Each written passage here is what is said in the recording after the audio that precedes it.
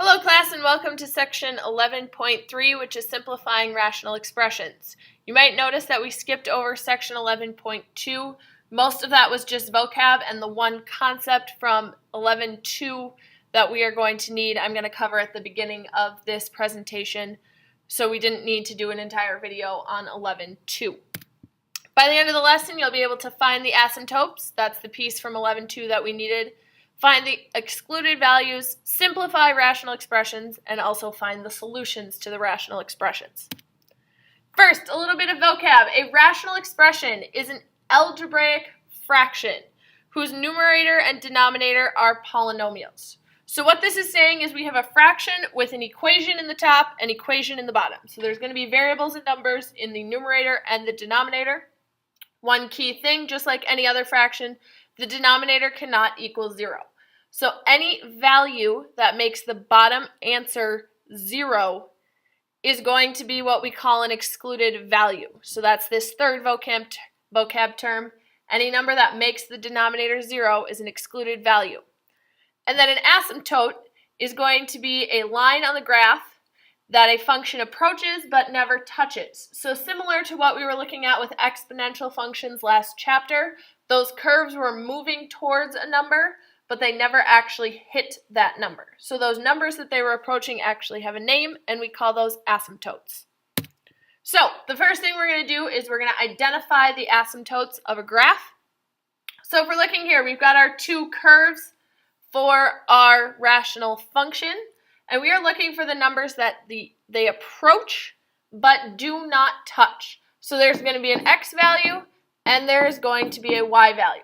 So if we look at both of these curves, both of the x values, so going across, both curves are approaching x is equal to 0, so this vertical middle line, but they never actually touch this line right here, which is x is equal to 0. Then we're going to go ahead and look at the y's. So that horizontal, it is approaching this line right here, but it's never actually going to touch that line. If we count, that's y is equal to 1, 2, 3. So our two asymptotes for this graph are x is equal to 0, that vertical asymptote, and y is equal to 3, which is the horizontal asymptote. Go ahead and identify the asymptotes of this graph. We have x is equal to 1, that line right here, and y is equal to negative 2 is that horizontal line going across. The next thing we're going to want to do with rational functions is determine the excluded values. So as it said on the first slide, that is the numbers that make the denominator equal to 0. So our goal here is to solve the equation on the bottom and get it equal to 0. So I've got x squared minus 81 is equal to 0. First thing I'm going to do is add 81 to both sides. And I get x squared is equal to 81. In order to get rid of squared, we take the square root. The square root of 81 is 9. The other square root of 81 is negative 9. So our two excluded values are 9 and negative 9. If I did 9 squared, I'd get 9 minus 81 would give me 0. Negative 9 squared is 81. Minus 81 gives me 0. So those are the values that make the denominator go to 0 that are going to be excluded from our domain. Another example of this, you might have a trinomial on the bottom. This is going to take you back to chapter 8, where we had to break this into its factor pairs. So we're looking for numbers that multiply to 8 that add up to 6. So we have 1 and 8 and 2 and 4 as our possibilities. The combination that can get us to 6 is positive 2 and positive 4. So I'm going to break that into a plus 2 and a plus 4. The reason we do this, again, is because I need to now be able to set it equal to 0 to solve. So my first piece is going to say a plus 2 is equal to 0, and the second piece is going to say a plus 4 is equal to 0. You could have gone through and done something like the quadratic formula or completing the square, but generally with these type of problems where there's just a variable squared in the front, breaking it into the factor pairs is going to be the easiest option for you. So we solve by subtracting 2 on the first one and getting a is equal to negative 2. And on the second one, we solve by subtracting 4 and getting a is equal to negative 4. Go ahead and try this one on your own. Breaking your factor pairs, we got 12 and 1, 2 and 6, 3 and 4. The pair that can get us to negative 7 are negative 3 and negative 4. Breaking that up and setting each piece equal to 0, we get m is equal to 3 and m is equal to 4. The next thing we're going to talk about is simplifying. So a simplified rational expression has no common factors in the numerator or the denominator. So just like a simplified fraction, if I started with 6 over 12, both of those have a common factor of 6, and I reduce it to 1/2. The same kind of idea applies to these algebraic fractions. We're going to need to find common factors that we can pull out to reduce the values. So, for example, I've got negative 3x squared times x to the 4x to the 5th over 9x to the 6th. First thing we're going to want to do is actually solve the top part. So negative 3 times 4 gives me negative 12. X squared times x to the 5th gives me x to the 7th. The denominator is already simplified. Then you're going to go through and just treat it like a fraction. Negative 12 and 9 can both be divided by 3. So I'm going to divide them by 3, which gives me negative 4 over 3. Then we're looking at our variables. If I have 7 x's up top and 6 x's on the bottom, that means 6 of them cancel out. So the 6 on the bottom are gone.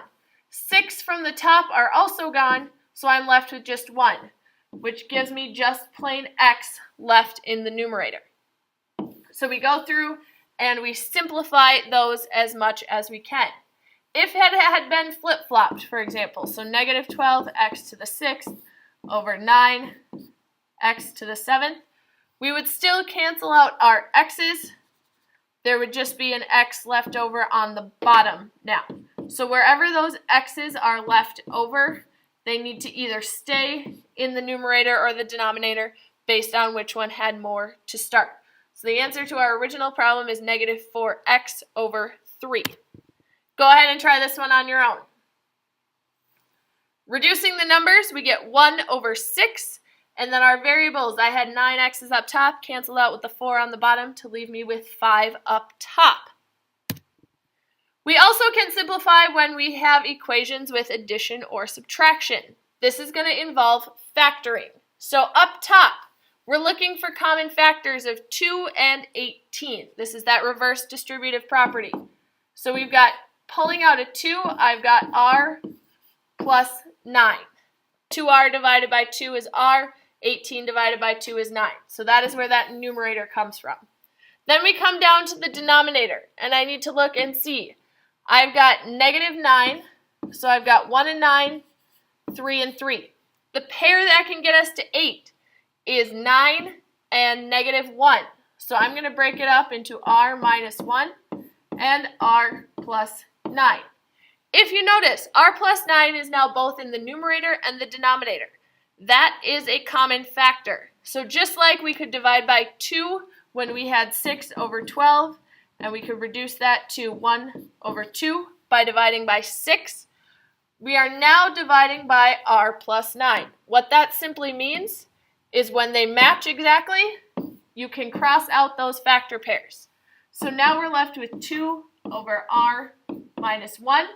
And that is as far as we can go to simplify because there is no other matching factor pairs to cross out. Go ahead and try this one on your own. Factor pairs of 10 are 1 and 10, 2 and 5. The pair that gets you to 9 is 10 and negative 1. So you end up with matching y plus 10s after factoring a 2 out of the bottom. Canceling out, you end up with y minus 1 over 2. This is one specific example of something you might encounter that you are going to want to pay careful attention to. Recall from Chapter 8 that if you have a difference of squares, so 36 can be square rooted and n squared can be square rooted, we can split that into 6 minus n and 6 plus n. So that's something from Chapter 8 you should remember, that we can factor difference of squares by splitting it into a positive and negative case. On the bottom, both can be divided by 5, so I'm going to have n minus 6. Now notice, these two factor pairs almost match. So our factors are almost matching. What I can do now is do what I have previously done, and instead of taking out a positive 5, I can take out a negative 5, which is going to make this a negative n and a positive 6. So now it matches positive 6, negative n, the pair, which allows me to cancel it out.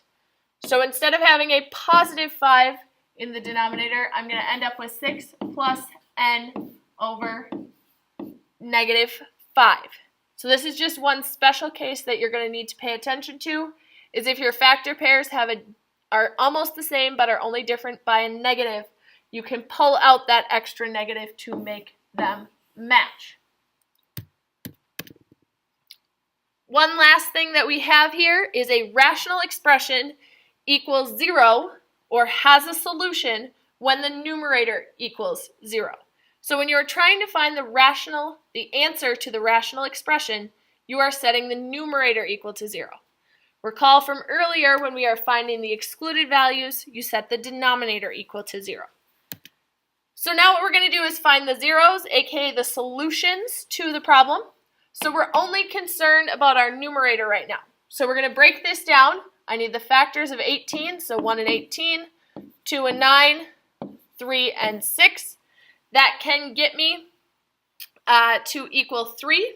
The pair that's going to do that is 6 minus 3.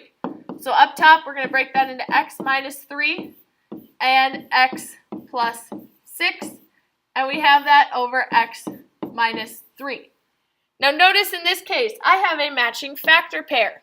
So I can cancel that out and say that I just have x plus 6 over 1. In order to find the solutions to the problem, I need to set the numerator equal to 0. My numerator is right now x plus 6, and that's going to equal 0. To solve that, I am going to subtract 6 from both sides, giving me x is equal to negative 6. Now, if this x minus 3 had not canceled out, you would also solve that piece for 0, but because in this problem it cancels out, we only have one numerator piece to solve. Go ahead and try this one on your own. In this case, we break it into factors of x plus 5 and x minus 3. This one does not cancel out, so we have two possible solutions here. Solving each piece, we get x is equal to negative 5 and x is equal to 3. If you have questions about this or anything else from the lesson, please let me know when you get to class.